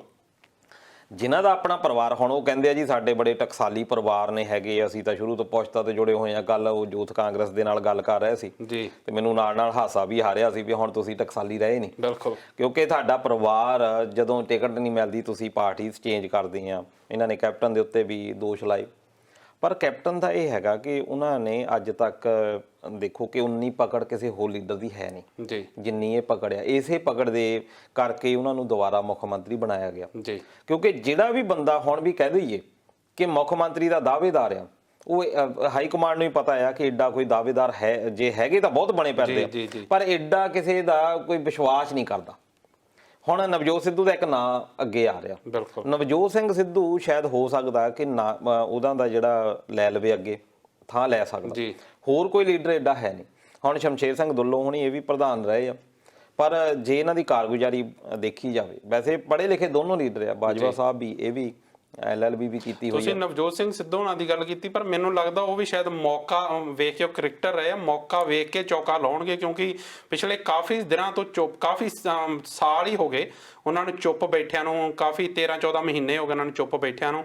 ਤਾਂ ਮੇਰੇ ਖਿਆਲ ਨਾਲ ਜਿਹੜੀ ਵੋਟਾਂ ਦੀ ਜਿਹੜੀ ਵੇਟ ਕਰ ਰਹੇ ਆ ਕਿ ਕਦੋਂ ਸਹੀ ਟਾਈਮ ਹੋਏ ਤੇ ਉਹ ਆਪਣੀਆਂ ਜਿਹੜੀਆਂ ਸਿਆਸੀ ਅੱਗੇ ਦੀ ਪਲੈਨਿੰਗ ਹੈ ਉਹ ਦੱਸਣ। ਦੇਖੋ ਇਹ ਤਾਂ 6 ਮਹੀਨੇ ਪਹਿਲਾਂ ਹੀ ਜਿਹੜੇ ਨੇ ਵੀ ਕੰਮ ਕਰਨਾ, ਕਿਉਂਕਿ ਲੋਕਾਂ ਦਾ ਇੱਕ ਜਜ਼ਬਾਤ ਜੁੜਦੇ ਹੁੰਦੇ ਆ ਕਿ ਜਦੋਂ ਜਜ਼ਬਾਤ ਜਿਹੜੇ ਆ 6 ਮਹੀਨੇ ਪਹਿਲਾਂ ਹੀ ਲੋਕਾਂ ਦਾ ਵੀ ਤਾਂ ਕਿ ਠੰਡੇ ਨਾ ਪੈਣ। ਹੁਣ ਸੁਖਪਾਲ ਸਿੰਘ ਖਹਿਰਾ ਆ, ਤੁਸੀਂ ਦੇਖੋ ਵੀ ਜਦੋਂ ਇਹ ਅਲੱਗ ਹੋਇਆ ਆਮ ਆਦਮੀ ਪਾਰਟੀ ਤੋਂ, ਕਿੰਨਾ ਲੋਕਾਂ ਦੇ ਵਿੱਚ ਇਹਨਾਂ ਦੇ ਨਾਲ ਉਤਸ਼ਾਹ ਸੀ। ਕਿੰਨੇ ਲੋਕਾਂ, ਜੇ ਉਹੀ 3 ਮਹੀਨੇ ਪਹਿਲਾਂ ਜਾਂ 4 ਮਹੀਨੇ ਪਹਿਲਾਂ ਕੀਤਾ ਹੁੰਦਾ ਉਹਨੂੰ ਟਾਰਗੇਟ ਕਰ ਸਕਦੇ, ਪਰ ਹੁਣ ਟੂ ਲੇਟ ਆ। ਲੋਕੀ ਬਹੁਤੀ ਦੇਰ ਨਹੀਂ ਉਡੀਕਦੇ ਹੁੰਦੇ, ਕਿਉਂਕਿ ਲੋਕਾਂ ਨੂੰ ਵੀ ਕੰਮ ਹੁੰਦੇ ਆ, ਲੋਕੀ ਇਹ ਦੇਖਦੇ ਆ ਕਿ ਸਾਨੂੰ ਕਿਹੜੇ ਲੀਡਰ ਦੇ ਉੱਤੇ ਕੰਮ ਪੈਣੇ ਆ। ਪਰ ਭਾਜਪਾ ਦੇ ਸ਼ਮਸ਼ੇਰ ਸਿੰਘ ਦੁੱਲੋ ਹੋਣਾ ਨੇ ਜੋ ਵੀ ਕੀਤਾ, ਨੋ ਡਾਊਟ, ਜੇ ਇੱਕ ਇਹ ਕਹਿ ਦਈਏ ਅਖਲਾਕੀ ਪੱਧਰ ਦੇ ਉੱਤੋਂ ਵੀ ਜੇ ਚਾਹੇ ਆਪਣਾ ਵੀ ਆ, ਜੇ ਗਲਤ ਹੋਇਆ ਉਹਨੂੰ ਗਲਤ ਕਹਿਣਾ ਚਾਹੀਦਾ। ਜੇ ਆਪਾਂ ਇੱਕ ਪਾਸੇ ਆਪਾਂ ਵੀ ਮੀਡੀਆ ਕਹਿ ਦਿੰਦੇ ਆ ਵੀ ਗਲਤ ਨੂੰ ਗਲਤ ਕਹੋ, ਚਾਹੇ ਕੋਈ ਆਪਣਾ ਹੀ ਆ, ਇਸ ਪੱਖੋਂ ਤਾਂ ਅਸੀਂ ਇਹ ਕਹਾਂਗੇ ਕਿ ਉਹਨਾਂ ਨੇ ਗੱਲ ਤਾਂ ਕੋਈ ਗਲਤ ਕਹੀ ਨਹੀਂ। ਕਿਉਂਕਿ ਜੋ ਵੀ ਉਹ ਗੱਲਾਂ ਕਰ ਰਹੇ ਉਹਦੇ ਵਿੱਚ ਕਿਤੇ ਨਾ ਕਿਤੇ ਸਾਰਥਿਕਤਾ ਆ ਕਿ ਜਿਹੜੀ ਸਰਕਾਰ ਆ ਉਹ ਕਿਤੇ ਨਾ ਕਿਤੇ ਕਾਫੀ ਵੱਡੇ ਪੱਧਰ ਤੇ ਫੇਲ ਹੋਈ ਆ। ਹੁਣ 2022 ਤਾਂ ਫਿਲਹਾਲ ਦੂਰ ਆ, ਪਰ ਜਿਹੜੇ 2022 ਦੀਆਂ ਚੋਣਾਂ ਆ ਉਹ ਕਾਫੀ ਨੇੜੇ ਦਿਸਣ ਲੱਗ ਪਈਆਂ ਸਾਡੇ ਲੀਡਰਾਂ ਨੂੰ। ਤਾਂ ਹੀ ਜਿਹੜਾ ਪੰਜਾਬ ਦਾ ਸਿਆਸੀ ਪੇੜ ਆ ਉਹ ਬਹੁਤ ਜ਼ਿਆਦਾ ਜਿਹੜਾ ਭਖ ਗਿਆ ਆ। ਹੁਣ ਅਕਾਲੀ ਦਲ ਕਾਂਗਰਸ ਨੂੰ ਚਾਰੇ ਪਾਸਿਓਂ ਜਿਹੜਾ ਘੇਰ ਰਿਹਾ, ਤੇ ਜਿਹੜੇ ਸਾਡੀ ਸਰਕਾਰ ਆ, ਹੁਣ ਜਦੋਂ ਇੰਨਾ ਕੁ ਟਾਈਮ ਰਹਿ ਜਾਂਦਾ ਇਲੈਕਸ਼ਨ, ਮੇਰੇ ਖਿਆਲ ਜਿਹੜੀ ਸਰਕਾਰ ਹੁੰਦੀ ਆ ਉਹਨੂੰ ਕਹਿੰਦੇ ਹੁੰਦੇ ਪ੍ਰੋਗਰੈਸ ਈਅਰ, ਜਿਹੜਾ ਲਾਸਟ ਜਿਹੜਾ 1 ਸਾਲ ਆ ਉਹਦੇ ਵਿੱਚ ਉਹ ਆਪਣਾ ਪੂਰਾ ਜ਼ੋਰ ਲਾ ਦਿੰਦੀ ਆ, ਵਾਅਦੇ ਪੂਰੇ, ਉਹਨਾਂ ਨੂੰ ਉਦੋਂ ਮੈਨੀਫੈਸਟ ਦਾ ਚੇਤਾ ਆ ਜਾਂਦਾ। ਹੁਣ ਇੱਕ ਬੰਨੇ ਕਾਂਗਰਸ ਸਰਕਾਰ ਦਾ ਧਿਆਨ ਉਧਰ ਹੋਣਾ ਚਾਹੀਦਾ, ਤੇ ਉਧਰੋਂ ਹੀ ਜਿਹੜੇ ਆਪਣੇ ਜਾਫੀ ਜਿਹੜੇ ਉਹ ਜੱਫਾ ਪਾਈ ਜਾਣ, ਤਾਂ ਮੇਰੇ ਖਿਆਲ ਕੰਮ ਕਿਤੇ ਨਾ ਕਿਤੇ ਖਰਾਬ ਹੋ ਜਾਂਦਾ। ਦੇਖੋ ਇਹਦੇ ਨਾਲ ਸੁਚੇਤ ਕਰਨਾ ਵੀ ਹੋ ਸਕਦਾ। ਵੈਸੇ ਤਾਂ ਕਰੋਨਾ, ਨੋ ਡਾਊਟ ਕਿ ਕਰੋਨਾ ਨੇ ਕਾਫੀ ਸਰਕਾਰ ਦਾ ਕੰਮ ਪ੍ਰਭਾਵਿਤ ਕੀਤਾ ਜੀ। ਹੁਣ ਸਰਕਾਰ ਨੇ ਕੀ ਕੀਤਾ, ਇਹਨਾਂ ਨੇ ਉਹਨਾਂ ਦੀ ਸੁਰੱਖਿਆ ਵਾਪਸ ਲੈ ਲਈ ਆ ਜੀ। ਪਹਿਲਾਂ 14 ਇਹਨਾਂ ਦੇ ਕੋਲ ਸੀਗੇ ਪੁਲਿਸ ਕਰਮੀ ਦਿੱਤੇ ਹੋਏ, ਫਿਰ ਉਹ ਵਾਪਸ ਉਹਨਾਂ ਵਿੱਚੋਂ ਕਰੋਨਾ ਕਰਕੇ ਲੈ ਲਿਆ ਸੀ। ਹੁਣ 6 ਹੋਰ ਵਾਪਸ ਲੈ ਲਿਆ, ਸਕਾਟ ਗੱਡੀ ਦਿੱਤੀ ਹੋਈ ਸੀ ਬਿਲਕੁਲ, ਤੇ ਉਹਦੇ ਨਾਲ ਡਰਾਈਵਰ ਦਿੱਤਾ ਹੋਇਆ ਸੀ ਪੰਜਾਬ ਸਰਕਾਰ ਦੇ ਵੱਲੋਂ, ਉਹ ਵੀ ਵਾਪਸ ਲੈ ਲਿਆ। ਕਿਹਾ ਇਹ ਗਿਆ ਕਿ ਅਮਿਤ ਸ਼ਾਹ ਤੋਂ ਸਿੱਧੀ ਇਹਨਾਂ ਨੇ ਜਾ ਕੇ ਜੈਡ ਸੁਰੱਖਿਆ ਲੈ ਲਈ, ਸਿਕਿਉਰਿਟੀ ਮਿਲ ਗਈ। ਇਹਦਾ ਮਤਲਬ ਇਹ ਆ ਕਿ ਇਹ ਆਪਸ ਵਿੱਚ ਸਾਰੇ ਰਲੇ ਮਿਲੇ ਆ। ਇਸ ਗੱਲ ਦੇ ਉੱਤੇ ਵੀ ਸਾਨੂੰ ਧਿਆਨ ਦੇਣਾ ਚਾਹੀਦਾ ਕਿ ਸਿਕਿਉਰਿਟੀ ਦੇ ਉੱਤੇ ਇੰਨਾ ਖਰਚ ਕਿਉਂ ਕੀਤਾ ਜਾ ਰਿਹਾ ਜੀ। ਬਾਜਵਾ ਸਾਹਿਬ ਨੇ ਇਦਾਂ ਦਾ ਕੀ ਕਰ ਦਿੱਤਾ ਕਿ ਉਹਨਾਂ ਨੂੰ ਇੰਨਾ ਜ਼ਿਆਦਾ ਖਤਰਾ ਪੈਦਾ ਹੋ ਜਾ। ਤੇ ਹੁਣ ਕਿਹਾ ਗਿਆ ਕਿ ਉਹਨਾਂ ਨੂੰ ਖਤਰਾ ਹੈ ਨਹੀਂ। ਬਿਲਕੁਲ। ਜੇ ਖਤਰਾ ਹੈ ਨਹੀਂ ਤਾਂ ਪਹਿਲਾਂ ਇੰਨਾ ਕਿਉਂ ਦਿੱਤਾ ਸੀ? ਬਿਲਕੁਲ। ਦੂਜਾ ਆ ਕਿ ਇਹ ਵੀ ਪੜਚੋਲ ਕਰਨੀ ਚਾਹੀਦੀ ਹੈ ਕਿ ਜਿਹੜੀ ਇੰਨੀ ਆਵਾਗੁਣ ਤੁਸੀਂ ਸੁਰੱਖਿਆ ਬਾਕੀ ਬੰਦਿਆਂ ਨੂੰ ਦਿੱਤੀ ਆ, ਉਹਨਾਂ ਨੇ ਇਦਾਂ ਦਾ ਕ੍ਰਾਈਮ ਕਿਹੜਾ ਕੀਤਾ ਆ ਕਿ ਉਹਨਾਂ ਨੂੰ ਲੋਕਾਂ ਦੇ ਕੋਲੋਂ ਡਰ ਲੱਗਦਾ? ਇਹ ਸਾਨੂੰ ਗੱਲਾਂ ਜਿਹੜੀਆਂ ਆ ਮੀਡੀਆ ਦੇ ਵਿੱਚ ਲਿਆਉਣੀਆਂ ਚਾਹੀਦੀਆਂ, ਲੋਕਾਂ 'ਚ ਲਿਜਾਣੀਆਂ ਚਾਹੀਦੀਆਂ। ਜਿਹੜੀ ਲੋਕਤੰਤਰ ਸਰਕਾਰ ਉਹ ਲੋਕਾਂ ਵੱਲੋਂ ਚੁਣੀ ਜਾਂਦੀ ਆ। ਜਦੋਂ ਜਿਹੜੀਆਂ ਚੋਣਾਂ ਲਾਗੇ ਹੁੰਦੀਆਂ ਉਦੋਂ ਤਾਂ ਮੇਰੇ ਖਿਆਲ ਜਿਹੜੇ ਆਮ ਲੋਕਾਂ ਦੇ, ਗਰੀਬ ਲੋਕਾਂ ਦੇ ਘਰ ਬਹਿ ਕੇ ਰੋਟੀ ਤੱਕ ਖਾਂਦੇ ਆ, ਉਹਨਾਂ ਦੇ ਨਿਆਣਿਆਂ ਨੂੰ ਗੋਦੀਆਂ 'ਚ ਚੁੱਕਦੇ, ਉਦੋਂ ਇਹਨਾਂ ਨੂੰ ਡਰ ਕਿਉਂ ਨਹੀਂ ਲੱਗਦਾ? ਉਦੋਂ ਤੁਸੀਂ ਦੇਖ ਲਓ ਵੀ 2-2 ਦਿੱਤੇ ਹੁੰਦੇ ਆ ਗਨਮੈਨ, ਉਦੋਂ ਕੋਈ ਨੇ ਸਾਰੀ ਵਾਪਸ ਲੈ ਲੈਂਦੇ ਆ। 2-2 4-4 ਹੁੰਦੇ ਆ, ਜਿਹੜਾ ਵੱਡਾ ਲੀਡਰ ਉਹਨੂੰ ਥੋੜੀ ਜਿਹੀ ਜ਼ਿਆਦਾ ਦੇ ਦਿੰਦੇ ਆ। ਜਦੋਂ ਹੀ ਇਹ ਆਉਂਦੇ ਆ ਉਦੋਂ ਬਾਅਦ ਚ ਜਿਹੜੇ ਛੋਟੇ ਤੋਂ ਛੋਟਾ ਲੀਡਰ ਆ ਉਹ ਵੀ ਗਨਮੈਨ ਭਾਲਦਾ ਆ। ਫਿਰ ਹੁਣ ਵਾਪਸ ਲੈ ਲਈ ਆ ਤੇ ਕਿਹੜਾ ਕਾਰਨ ਹੋਇਆ ਵੀ ਵਾਪਸ ਕਿਉਂ ਹੁਣ ਖਤਰਾ? ਪਹਿਲਾਂ ਕਿਹੜਾ ਖਤਰਾ ਸੀ ਇਹ ਵੀ ਦੱਸਣਾ ਚਾਹੀਦਾ। ਇਹ ਤਾਂ ਕਹਿ ਦਿੱਤਾ ਗਿਆ ਕਿ ਹੁਣ ਇੰਨਾ ਖਤਰਾ ਹੈ ਨਹੀਂ, ਪਹਿਲਾਂ ਕਿਹੜਾ ਖਤਰਾ ਸੀ ਜਿਹੜਾ ਹੁਣ ਵੀ ਇੱਕਦਮ ਹੀ ਹਟ ਗਿਆ? ਪਤਾ ਤਾਂ ਹੋਣਾ ਚਾਹੀਦਾ ਨਾ ਲੋਕਾਂ ਨੂੰ। ਇਸ ਕਰਕੇ ਲੋਕਾਂ ਨੂੰ ਜ਼ਰੂਰ ਜਾਗਰਤ ਹੋਣਾ ਚਾਹੀਦਾ ਇਹਨਾਂ ਗੱਲਾਂ ਦੇ ਉੱਤੇ। ਸਾਡਾ ਸਿਕਿਉਰਿਟੀ ਦੇ ਉੱਤੇ ਬਹੁਤ ਜ਼ਿਆਦਾ ਖਰਚ ਹੋ ਰਿਹਾ ਵਿਦਆਊਟ ਐਨੀ ਰੀਜ਼ਨ। ਇਹਨਾਂ ਬੰਦਿਆਂ ਨੂੰ ਸਿਕਿਉਰਿਟੀ ਦਿੱਤੀ ਗਈ ਆ, ਸੈਂਟਰ ਦੀ ਵੱਖਰੀ ਦਿੱਤੀ ਹੋਈ ਆ, ਸਟੇਟ ਦੀ ਵੱਖਰੀ ਦਿੱਤੀ ਹੋਈ ਆ, ਬਾਕੀ ਜਿਹੜੇ ਆ ਇਹਨਾਂ ਨੇ ਪਰਸਨਲ ਜਿਹੜੇ ਆ ਉਹ ਵੱਖਰੇ ਰੱਖੇ ਹੋਏ ਆ। ਫਿਰ ਇਹ ਅਸਲ ਦੇ ਵਿੱਚ ਇਹ ਸ਼ਾਨੋ ਸ਼ੌਕਤ ਦਾ ਸਾਧਨ ਬਣਾ ਲਿਆ ਇਹਨਾਂ ਨੂੰ। ਤੇ ਇਸ ਗੱਲ ਦੇ ਉੱਤੇ ਵੀ ਗੱਲ ਜਿਹੜੀ ਆ ਜ਼ਰੂਰ ਹੋਣੀ ਚਾਹੀਦੀ ਆ, ਪਰ ਸਰਕਾਰਾਂ ਕੀ ਕਰ ਰਹੀਆਂ ਇਹਦੇ ਉੱਤੇ ਨਜ਼ਰਸਾਨੀ ਕਰਨੀ ਬਣਦੀ। ਦਲਜੀਤ ਜੀ, ਤੁਹਾਨੂੰ ਯਾਦ ਹੋਣਾ ਆਪਾਂ ਪਿੱਛੇ ਜੇ ਗੱਲ ਕੀਤੀ ਸੀ ਕਿ ਜਿਹੜੇ ਸਾਡੇ ਲੀਡਰ ਆ ਉਹ ਕਿੱਦਾਂ 4-4 5-5 ਪੈਨਸ਼ਨਾਂ ਲੈਂਦੇ ਆ, ਤੇ ਇੱਕ ਬੰਨੇ ਗੱਲ ਇਹ ਕੀਤੀ ਜਾਂਦੀ ਕਿ ਜਿਹੜਾ ਪੰਜਾਬ ਦਾ ਖਜ਼ਾਨਾ ਆ ਉਹ ਖਾਲੀ ਆ, ਸਾਡੇ ਕੋਲ ਹੈ ਨਹੀਂ ਕੁਝ ਵੀ, ਤਾਂ ਕਰਕੇ ਜਿਹੜੇ ਆਮ ਲੋਕਾਂ ਦੇ ਭੱਤੇ ਆ ਜਾਂ ਤਨਖਾਹਾਂ ਦੇਣ ਵਾਲੀਆਂ ਮੁਲਾਜ਼ਮਾਂ ਨੂੰ 5-5 7-7 ਮਹੀਨੇ ਉਹਨਾਂ ਨੂੰ ਮਿਲਦੀਆਂ ਨਹੀਂ। ਤਾਂ ਦੂਜੇ ਬੰਨੇ 5-5 ਪੈਨਸ਼ਨਾਂ ਦਿੱਤੀਆਂ ਜਾਂਦੀਆਂ ਲੀਡਰਾਂ ਨੂੰ। ਇੰਨਾ ਆਵਾਗੁਣ ਜਿਹੜਾ ਖਰਚ ਆ ਉਹ ਸਿਕਿਉਰਿਟੀ ਤੇ ਕੀਤਾ ਜਾਂਦਾ। ਸੋ ਕਿਤੇ ਨਾ ਕਿਤੇ ਜਿਹੜੇ ਪੰਜਾਬ ਜਿਹੜਾ ਖਜ਼ਾਨੇ ਦੀ ਦੁਰਵਰਤੋਂ ਆ ਉਹ ਜ਼ਰੂਰ ਸਾਹਮਣੇ ਆਉਂਦੀ ਇਹਦੇ ਨਾਲ। ਦੇਖੋ ਖਜ਼ਾਨਾ ਜਿਹੜਾ ਘਾਟੇ 'ਚ ਜਾਂਦਾ ਉਹ ਇਸੇ ਕਰਕੇ ਜਾਂਦਾ, ਜਦੋਂ ਵੀ ਅੰਕੁਸ਼ ਲਾਇਆ ਜਾਂਦਾ ਉਹ ਇਹ ਕਿਹਾ ਜਾਂਦਾ ਕਿ ਫਲਾਨੀ ਆਹ ਆਪਾਂ ਰੈਵਨਿਊ ਕੱਟ ਦਈਏ। ਹੁਣ ਤੁਸੀਂ ਦੇਖੋਗੇ ਜਿਹੜਾ ਪਿਛਲਾ 2019 ਜਾਂ 18 ਦਾ ਆਪਾਂ ਵਿੱਤੀ ਵਰ੍ਹਾ ਕੱਢ ਕੇ ਦੇਖੀਏ, ਕੋਈ ਜਿਹੜਾ ਨੌਨ ਟੈਕਸ ਰੈਵਨਿਊ ਆ ਉਹ 2800 ਤੋਂ ਕਰੋੜ ਤੋਂ ਵੀ ਘਟ ਗਿਆ, ਕਿਉਂਕਿ ਜਿਹੜਾ ਟਾਰਗੇਟ ਸੀ ਉਹ ਤਾਂ ਸਿਰਫ 14% ਹੀ ਕਲੈਕਟ ਹੋਇਆ, 86% ਜਿਹੜਾ ਡ੍ਰੌਪ ਹੋ ਗਿਆ। ਇਹਨਾਂ ਗੱਲਾਂ ਦੇ ਉੱਤੇ ਚਲੋ ਕਰੋਨਾ ਤਾਂ ਹੁਣ ਆਇਆ 2020 ਦੇ ਵਿੱਚ, ਇਹਨਾਂ ਨੂੰ ਗੱਲਾਂ ਨੂੰ ਜ਼ਰੂਰ ਧਿਆਨ ਦੇ ਵਿੱਚ ਰੱਖਣਾ ਚਾਹੀਦਾ ਲੋਕਾਂ ਨੂੰ ਕਿ ਇੰਨਾ ਰੈਵਨਿਊ ਜਿਹੜਾ ਆ ਉਹ ਘਟ ਰਿਹਾ ਆ, ਜਿਹੜਾ ਖਰਚ ਕਿੱਥੇ ਵੱਧ ਰਿਹਾ ਤੇ ਉਧਰੋਂ ਆਪਣਾ ਖਰਚ ਘਟਾ ਨਹੀਂ ਰਹੇ। ਹੁਣ ਆਹ ਟੀਚਰਸ ਜਾਂ ਜਿਹੜੇ ਸਰਕਾਰੀ ਮੁਲਾਜ਼ਮ ਉਹਨਾਂ ਨੂੰ ਇੱਕ ਮੋਬਾਈਲ ਭੱਤਾ ਦਿੱਤਾ ਜਾਂਦਾ ਸੀ। ਮੋਬਾਈਲ ਭੱਤਾ ਕੀ ਆ ਕਿ ਤੁਸੀਂ ਮੋਬਾਈਲ ਯੂਜ਼ ਕਰਦੇ ਆ ਆਪਣੀ ਜੌਬ ਦੇ ਦੌਰਾਨ। ਇੱਥੇ ਵੀ ਤੁਸੀਂ ਆਸਟ੍ਰੇਲੀਆ ਦੇ ਵਿੱਚ ਵੀ ਦੇਖੋ, ਟੈਕਸ ਡਿਡਕਸ਼ਨ ਦੇ ਵਿੱਚ ਤੁਸੀਂ ਮੋਬਾਈਲ ਦਾ ਜਿਹੜਾ ਖਰਚਾ ਆ ਉਹ ਤੁਸੀਂ ਟੈਕਸ ਦੇ ਵਿੱਚ ਵਾਪਸ ਲੈ ਸਕਦੇ ਕਿ ਮੈਂ ਆਪਣੀ ਜੌਬ ਦੇ ਲਈ ਮੋਬਾਈਲ ਯੂਜ਼ ਕਰਦਾ। ਉਹ ਇਹਨਾਂ ਨੇ ਕੱਟ ਦਿੱਤਾ। ਦੂਜੇ ਪਾਸੇ 15000 ਰੁਪਏ ਆਪਣੇ ਲਈ ਰੱਖਿਆ। ਤੁਸੀਂ ਦੱਸੋ ਕਿ ਕਿਹੜਾ ਮੋਬਾਈਲ ਦਾ ਇਦਾਂ ਦਾ ਟਾਵਰ ਆ, ਕਿਹੜੀ ਕੰਪਨੀ ਹੈ ਜਿਹੜੀ 15000 ਪਰ ਮਹੀਨਾ ਵਸੂਲ ਕਰਦੀ ਆ? ਕਿਹੜਾ ਇਦਾਂ ਦਾ ਮਹਿਕਮਾ ਹੈਗਾ ਆ ਵੀ ਜਿਹੜਾ ਇੰਨਾ BSN ਲਾ ਲਓ ਜਾਂ ਹੋਰ ਕੋਈ ਲਾ ਲਓ ਜਿਹੜਾ ਕਿ ਇੰਨਾ ਜ਼ਿਆਦਾ ਉਹਨਾਂ ਦਾ ਕੋਈ ਕੱਟ ਨਹੀਂ ਲਾਇਆ। 200 ਰੁਪਈਆ ਜਿਹੜਾ ਆ ਉਹ ਦੁਖਦਾ, 200 ਤੋਂ 400 ਰੁਪਏ, ਤੇ ਜਿਹੜਾ 15000 ਹੈ ਉਹਦੇ ਉੱਤੇ ਗੱਲ ਨਹੀਂ ਹੋ ਰਹੀ। ਹੁਣ ਤੁਸੀਂ ਸ਼ਾਇਦ ਤੁਹਾਨੂੰ ਨਾ ਪਤਾ ਹੋਵੇ ਕਿ ਹੁਣ ਇਹਨਾਂ ਨੇ ਜਿਹੜੀਆਂ ਅੱਗੇ ਹੋਰ UGC ਵਗੈਰਾ ਦੀਆਂ ਜਾਂ ਹੋਰ ਵੀ ਰਿਜ਼ਰਵੇਸ਼ਨ ਦੇ ਉੱਤੇ ਵੀ ਕੱਟ ਆਫ ਕਰਨਾ ਸ਼ੁਰੂ ਕਰ ਦਿੱਤਾ, ਪਰ ਦੂਜੇ ਪਾਸੇ ਜਿਹੜਾ ਪੋਲੀਟੀਕਲ ਰਿਜ਼ਰਵੇਸ਼ਨ ਉਹਦੇ ਉੱਤੇ ਗੱਲ ਨਹੀਂ ਹੋ ਰਹੀ।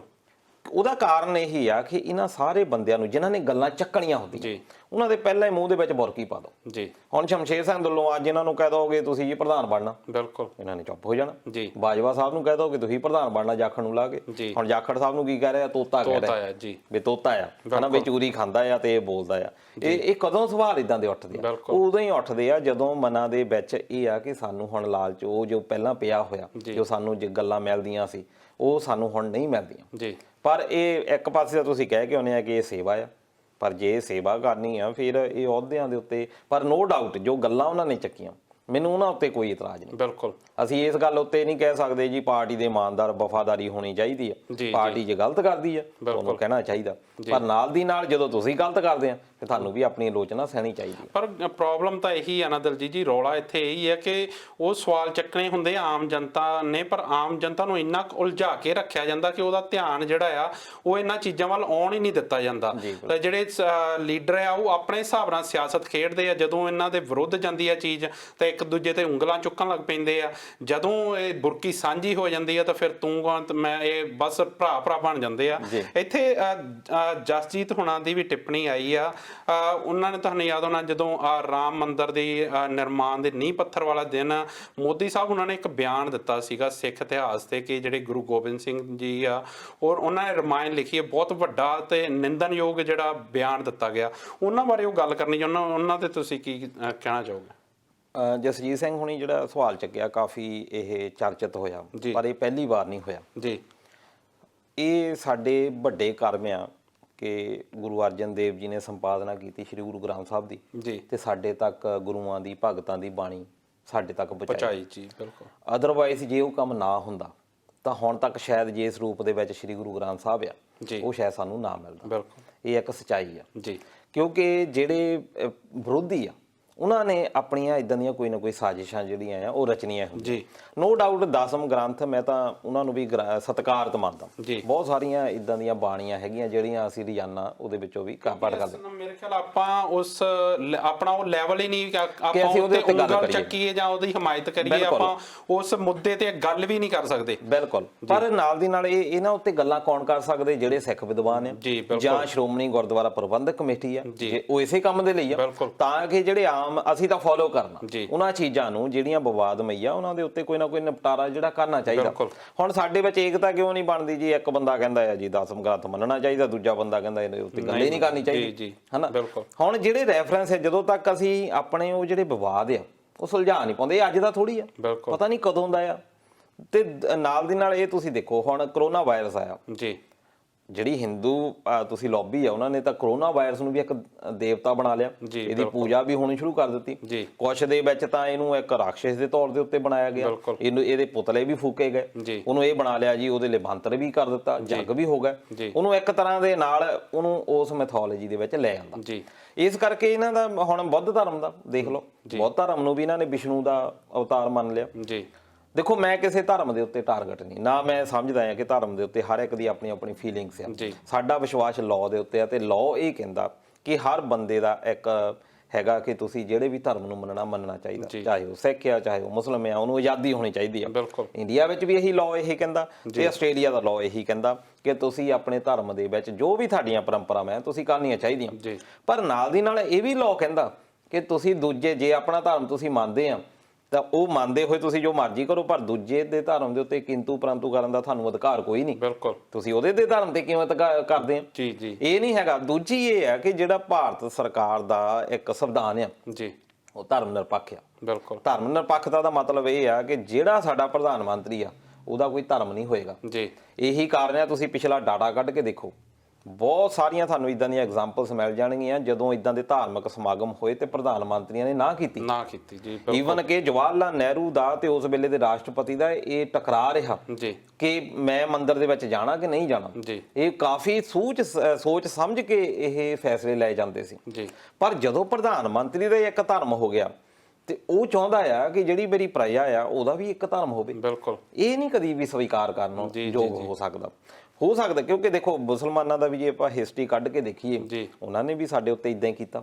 ਪਰ ਜੇ ਸਾਡੀ ਆਇਡੈਂਟੀਫਿਕੇਸ਼ਨ ਆ ਉਹਦੇ ਉੱਤੇ ਤੁਹਾਨੂੰ ਕੋਈ ਬਿਨਾਂ ਪ੍ਰੂਫ ਦੇ, ਖਾਸ ਤੌਰ ਤੇ ਪ੍ਰਧਾਨ ਮੰਤਰੀ ਜਿਹੜਾ ਕਿ ਸਾਡਾ ਮੁਖੀ ਆ ਦੇਸ਼ ਦਾ, ਜੇ ਮੁਖੀ ਉਹ ਇੱਕ ਨਿਊਜ਼ ਜਿਹਦੇ ਬਾਰੇ ਉਹ ਪ੍ਰਪੱਕ ਨਹੀਂ, ਜਿਹਦੇ ਬਾਰੇ ਉਹਨੂੰ ਪੁਖਤਾ ਜਾਣਕਾਰੀ ਨਹੀਂ, ਉਹਦੇ ਉੱਤੇ ਉਹਨੂੰ ਗੱਲ ਹੀ ਨਹੀਂ ਕਰਨੀ ਚਾਹੀਦੀ। ਹੁਣ ਪਹਿਲਾਂ ਵੀ ਤੁਸੀਂ ਬਹੁਤ ਸਾਰੀਆਂ ਇਦਾਂ ਦੇ ਵਿਵਾਦ ਮੇ ਇਹਨਾਂ ਨੇ ਦਿੱਤਾ ਜਿਹਦੇ ਕਰਕੇ ਕਿ ਹਰਟ ਹੋਈਆਂ ਫੀਲਿੰਗ। ਪਰ ਦਲਜੀਤ ਜੀ ਗੱਲ ਨਹੀਂ ਕਰਨੀ ਚਾਹੀਦੀ, ਉਹਨਾਂ ਨੇ ਕੀਤੀ, ਪਰ ਜਿਹੜੇ ਉਹਨਾਂ ਦੇ ਇਸ ਵੇਲੇ ਭਾਈਵਾਲ ਆ ਸ਼੍ਰੋਮਣੀ ਅਕਾਲੀ ਦਲ ਬਾਦਲ ਤੋਂ ਉਹ ਜਿਹੜੀ ਪਾਰਟੀ ਉਹ ਕਿਤੇ ਨਾ ਕਿਸੇ ਵੇਲੇ ਜਿਹੜੀ ਸਿੱਖਾਂ ਦੀ ਰਾਈਟਸ ਨੂੰ ਜਾਂ ਸਿੱਖ ਪੰਥ ਨੂੰ ਰੀਪ੍ਰੈਜ਼ੈਂਟ ਕਰਦੀ ਸੀ। ਬੇਸ਼ੱਕ ਉਹਨਾਂ ਨੇ ਬਾਅਦ ਚੋਂ ਕਹਿ ਦਿੱਤਾ ਕਿ ਅਸੀਂ ਪੰਜਾਬ ਪਾਰਟੀ ਆ, ਪਰ ਉਹਦਾ ਇਤਿਹਾਸ ਜੇ ਫੋਲ ਕੇ ਵੇਖੀਏ ਤਾਂ ਉਹ ਸਿੱਖਾਂ ਲਈ ਬਣੀ ਸੀ। ਉਹ ਜਿਹੜੇ ਉਹਨਾਂ ਦੇ ਭਾਈਵਾਲ ਆ ਉਹਨਾਂ ਨੇ ਇਸ ਬਿਆਨ ਤੇ ਕੋਈ ਉਹਨਾਂ ਦਾ ਟਿੱਪਣੀ ਨਹੀਂ ਆਈ, ਕੋਈ ਉਹਨਾਂ ਨੇ ਬਿਆਨ ਨਹੀਂ ਦਿੱਤਾ। ਇਹ ਬਹੁਤ ਹੈਰਾਨੀਜਨਕ ਹੈ। ਪਹਿਲਾਂ ਅਸੀਂ ਦੱਸਿਆ ਕਿ ਜਿਹੜੇ ਅੱਜ ਕੱਲ ਦੀ ਪੋਲਿਟਿਕਸ ਹੈ ਉਹਦੇ ਵਿੱਚ ਇਹ ਦੇਖਿਆ ਜਾਂਦਾ ਕਿ ਸਾਨੂੰ ਮਤਲਬ ਕਿਤੇ ਆ। ਹੁਣ ਜੇ ਇਹੀ ਬਿਆਨ ਮੰਨ ਲਓ ਕਿ ਕਿਸੇ ਹੋਰ ਨੇ ਦਿੱਤਾ ਹੁੰਦਾ, ਪ੍ਰਧਾਨ ਮੰਤਰੀ ਨੇ ਨਾ ਦਿੱਤਾ ਹੁੰਦਾ, ਮੰਨ ਲਓ ਕਿ ਰਣਜੀਤ ਸਿੰਘ ਢੱਡੀਆਂ ਵਾਲਿਆਂ ਨੇ ਦਿੱਤਾ ਹੁੰਦਾ ਜਾਂ ਕਿਸੇ ਹੋਰ ਬੰਦੇ ਨੇ ਦਿੱਤਾ ਹੁੰਦਾ, ਹੁਣ ਨੂੰ ਹਾ ਹੁੱਲਾ ਵੱਜ ਜਾਣਾ ਸੀ। ਹੁਣ ਤੇ ਅਕਾਲ ਤਖਤ ਸਾਹਿਬ ਦੇ ਜਥੇਦਾਰ ਹੋਣਾ ਦਾ ਹੀ ਬਿਆਨ ਆ ਜਾਣਾ ਸੀ।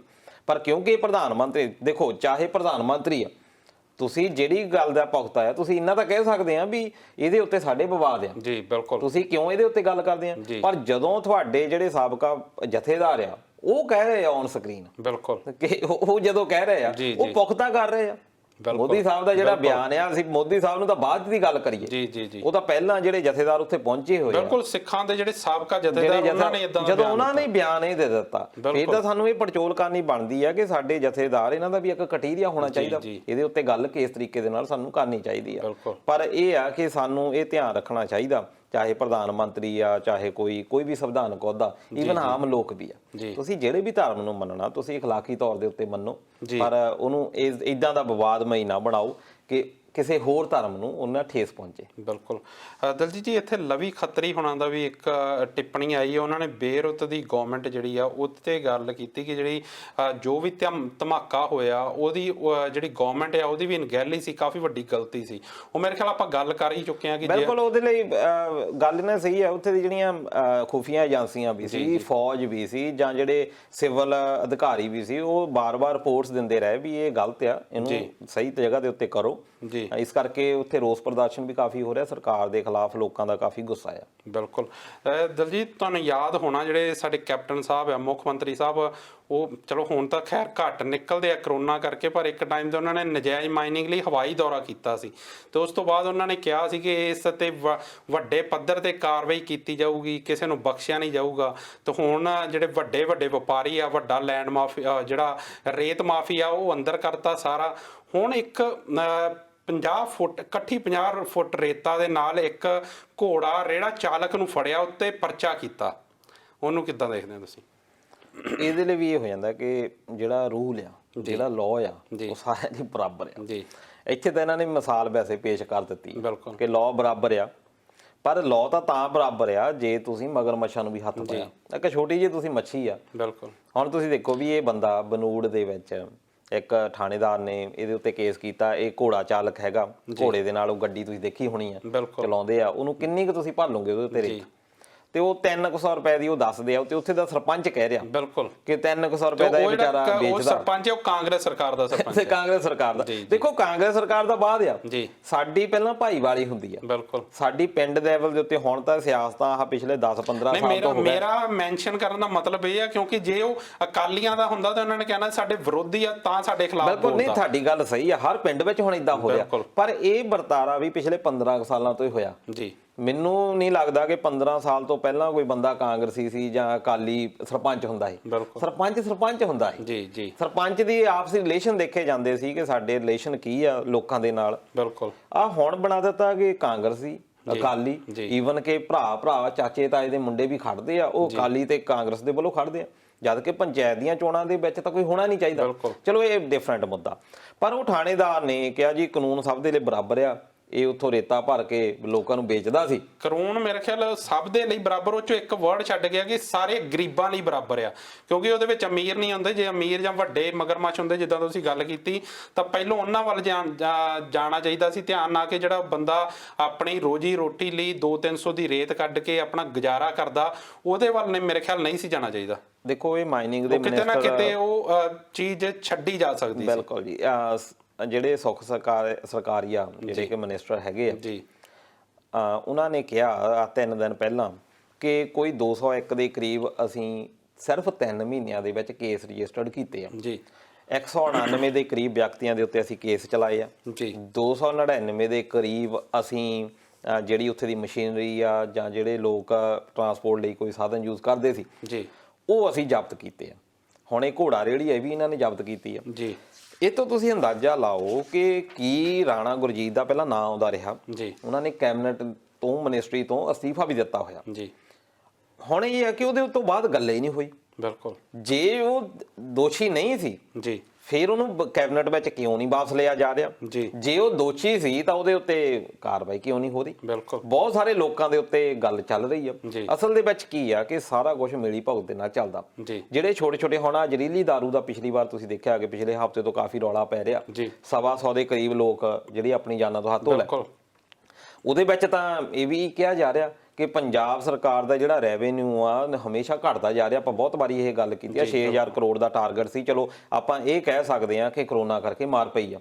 ਉਹ ਟਾਰਗੇਟ ਦਾ ਪਿਛਲੇ ਆਪਾਂ 2017-18 ਦਾ ਵੀ ਕੱਢ ਕੇ ਦੇਖ ਲਈਏ, ਟਾਰਗੇਟ ਤੇ ਇਹਦੀ ਕਦੀ ਪੂਰਾ ਪਹੁੰਚਦਾ ਹੀ ਨਹੀਂ। ਇਹਨਾਂ ਨੇ ਉਦੋਂ ਕਿਉਂ ਨਹੀਂ ਗੱਲ ਇਹ ਕੀਤੀ? ਹੁਣ ਇਹ ਮਾਈਨਿੰਗ ਦਾ ਵੀ ਜਿਹੜਾ ਮਾਮਲਾ ਆ 1961 ਦਾ ਇਹ ਐਕਟ ਬਣਿਆ ਹੋਇਆ ਆ ਜਿਹੜਾ ਕਿ ਇੰਡੀਅਨ ਗਵਰਨਮੈਂਟ ਦਾ ਸਾਰੇ ਸਟੇਟਾਂ ਦੇ ਉੱਤੇ ਇਹ ਲਾਗੂ ਹੁੰਦਾ ਜੀ। ਫਿਰ ਇਹਨਾਂ ਨੇ ਪੰਜਾਬ ਮਿਨਰਲ ਪਾਲਿਸੀ ਵੀ ਇੱਕ ਬਣਾਈ 2018 ਦੇ ਵਿੱਚ। ਉਹ ਤੋਂ ਲੱਗਾ ਸੀ ਵੀ ਸ਼ਾਇਦ ਇਹਨਾਂ ਨੇ ਬਹੁਤ ਕੁਝ ਕਰ ਦੇਣਾ, ਪਰ ਉਹ ਤੋਂ ਬਾਅਦ ਫੇਰ ਪਨਾਲਾ ਉੱਥੇ ਦਾ ਉੱਥੇ ਹੀ ਆ। ਕੈਪਟਨ ਸਰਕਾਰ ਉਦੋਂ ਦੱਸਦੇ ਆ ਵੀ ਬਿਆਸ ਦਰਿਆ ਦੇ ਉੱਤੋਂ ਦੀ ਲੰਘੇ ਸੀ, ਉਦੋਂ ਉੱਥੇ ਤਾਂ ਮਾਈਨਿੰਗ ਬਹੁਤ ਚੱਲਦੀ ਸੀ, ਪਰ ਉਹ ਤੋਂ ਬਾਅਦ ਕੀ ਐਕਸ਼ਨ ਹੋਇਆ ਇਹ ਤਾਂ ਹੁਣ ਪਿੰਡਾਂ ਦੇ ਲੋਕ ਦੱਸ ਸਕਦੇ ਆ ਨਾ ਵੀ ਕੀ ਤੁਸੀਂ ਇੱਕ ਆਮ ਬੰਦੇ ਨੂੰ ਤੁਸੀਂ ਦੇਖੋ। ਮੈਂ ਇਹਦੇ ਵਿੱਚ ਬਰੀ ਨਹੀਂ ਕਰਦਾ, ਜੇ ਇੱਕ ਘੋੜਾ ਰੇੜੀ ਵਾਲਾ ਵੀ ਆ ਜੇ ਉਹ ਮਾਈਨਿੰਗ ਕਰਦਾ ਆ ਨਜਾਇਜ਼ ਕਰਦਾ ਆ ਉਹਦੇ ਉੱਤੇ ਵੀ ਕੇਸ ਚੱਲਣਾ ਚਾਹੀਦਾ, ਪਰ ਨਾਲ ਦੀ ਨਾਲ ਜਿਹੜੇ ਵੱਡੇ ਬਿਲਕੁਲ ਚੱਲਣਾ ਤਾਂ ਚਾਹੀਦਾ, ਪਰ ਜਿਹੜੇ ਰਾਤ ਨੂੰ ਜਿਹੜੇ ਟਰੱਕ ਆ ਜਿਨ੍ਹਾਂ ਦੀਆਂ ਸ਼ਰੇਆਮ ਜਿਹੜੀਆਂ ਸ਼ਿਕਾਇਤਾਂ ਪੁਲਿਸ ਤੱਕ ਪਹੁੰਚਦੀਆਂ ਉਹਨਾਂ ਤੇ ਵੀ ਚੱਲਣਾ ਚਾਹੀਦਾ। ਉਹਨਾਂ ਤੇ ਚੱਲਣਾ ਚਾਹੀਦਾ, ਪਹਿਲਾਂ ਉਹਨਾਂ ਤੇ ਚੱਲਣਾ ਚਾਹੀਦਾ। ਇਹ ਤਾਂ ਚਲੋ ਲੋਕ ਆ, ਇਹਨਾਂ ਦੀ ਆਪਾਂ ਇਸ ਗੱਲ ਦੇ ਉੱਤੇ ਬਰੀ ਵੀ ਕਰ ਸਕਦੇ ਆ ਵੀ ਇਹਨਾਂ ਦੀ ਰੋਜ਼ੀ ਰੋਟੀ ਆ, ਇਹ ਤੋਂ ਬਿਨਾਂ ਜਾਂ ਤਾਂ ਇਹਨਾਂ ਨੂੰ ਅਲਟਰਨੇਟਿਵ ਦਿਓ। ਸਰਕਾਰ ਨੂੰ ਵੀ ਚਾਹੀਦਾ ਜਿਹੜੇ ਛੋਟੇ ਲੋਕ ਆ ਉਹ ਬੰਦੇ ਜਿਨ੍ਹਾਂ ਕੋਲ ਅਲਟਰਨੇਟਿਵ ਹੋਣ ਦੇ ਬਾਵਜੂਦ, ਸਾਰੇ ਸਾਧਨ ਹੋਣ ਦੇ ਬਾਵਜੂਦ, ਵਿੱਤੀ ਸਾਧਨ ਤੁਹਾਡੇ ਕੋਲ ਆ ਫੇਰ ਵੀ ਇਹ ਕੰਮ ਕਰਦੇ ਆ, ਉਹਨਾਂ ਉੱਤੇ ਤਾਂ ਸਖਤ ਐਕਸ਼ਨ ਲੈਣੇ ਚਾਹੀਦੇ ਆ। ਜਿਹੜੇ ਲੋਕਾਂ ਦੇ ਕੋਲ ਭੁੱਖਮਰੀ ਦਾ ਸ਼ਿਕਾਰ ਆ ਉਹ ਹੋਰ ਨਹੀਂ ਕਰਨ। ਦੂਜਾ ਇਹ ਆ ਕਿ ਪੰਚਾਇਤ ਦੀ ਜ਼ਮੀਨ ਆ, ਹੁਣ ਪੰਚਾਇਤ ਦਾ ਉਹ ਸਰਪੰਚ ਕੀ ਕਹਿ ਰਿਹਾ ਕਿ ਪੰਚਾਇਤ ਦੀ ਜ਼ਮੀਨ ਹੈ, ਪੰਚਾਇਤ ਨੂੰ ਇਤਰਾਜ਼ ਕੋਈ ਨਹੀਂ, ਥਾਣੇਦਾਰ ਨੂੰ ਇਤਰਾਜ਼ ਆ। ਜੇ ਥਾਣੇਦਾਰ ਨੂੰ ਇਤਰਾਜ਼ ਆ ਤਾਂ ਥਾਣੇਦਾਰ ਸਾਹਿਬ ਆ ਟਰਾਲੀਆਂ ਟਰੱਕ ਰਾਤ ਨੂੰ ਤੁਹਾਡੇ ਕੋਲ ਦੀ ਲੰਘ ਕੇ ਜਾਂਦੇ ਆ, ਉਦੋਂ ਤੁਹਾਨੂੰ ਕਿਉਂ ਨਹੀਂ ਇਤਰਾਜ਼ ਹੁੰਦਾ?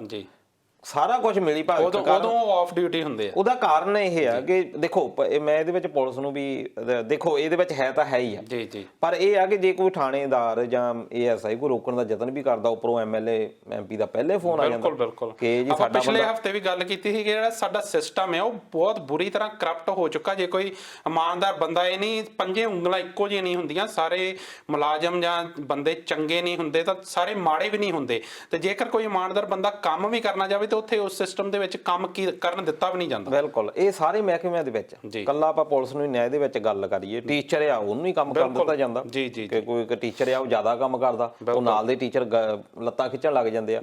ਤੁਸੀਂ ਹੋਰ ਮਹਿਕਮਿਆਂ ਦੇ ਵਿੱਚ, ਸਰਕਾਰੀ ਮਹਿਕਮੇ ਡਾਕਟਰਾਂ ਦੇ ਵਿੱਚ ਚਲੇ ਜਾਓ, ਜਿਹੜਾ ਕੰਮ ਕਰਨਾ ਚਾਹੁੰਦਾ ਆ, ਕਿਉਂਕਿ ਇੱਕ ਕਟੀਰੀਆ ਬਣ ਚੁੱਕਾ, ਜਿਹੜਾ ਬਹਾ ਤੋਂ ਉਲਟ ਚੱਲਣ ਦੀ ਕੋਸ਼ਿਸ਼ ਕਰਦਾ ਉਹਨੂੰ ਫਿਰ ਟਾਰਗੇਟ ਕੀਤਾ ਜਾਂਦਾ। ਉਹ ਵੀ ਅਗਲਾ ਸੋਚਦਾ ਮੈਂ ਵੀ ਆਪਣੇ ਬੱਚੇ ਪਾਲਣੇ, ਮੇਰੇ ਕੋਲ ਹੁਣ ਕੋਈ ਸਾਧਨ ਸੰਪੰਨ ਤਾਂ ਇੰਨਾ ਬੰਦਾ ਕੋਈ ਹੈ ਨਹੀਂ ਵੀ ਜਿਹਨੂੰ ਇਹ ਲੱਗੇ ਵੀ ਮੈਂ ਸਾਰੀ ਉਮਰ ਜੇ ਵਿਹਲਾ ਵੀ ਬਹਿ ਗਿਆ ਤਾਂ ਵੀ ਕੋਈ ਗੱਲ ਨਹੀਂ, ਉਹ ਤਾਂ ਬੰਦਾ ਐਕਸ਼ਨ ਲੈ ਸਕਦਾ।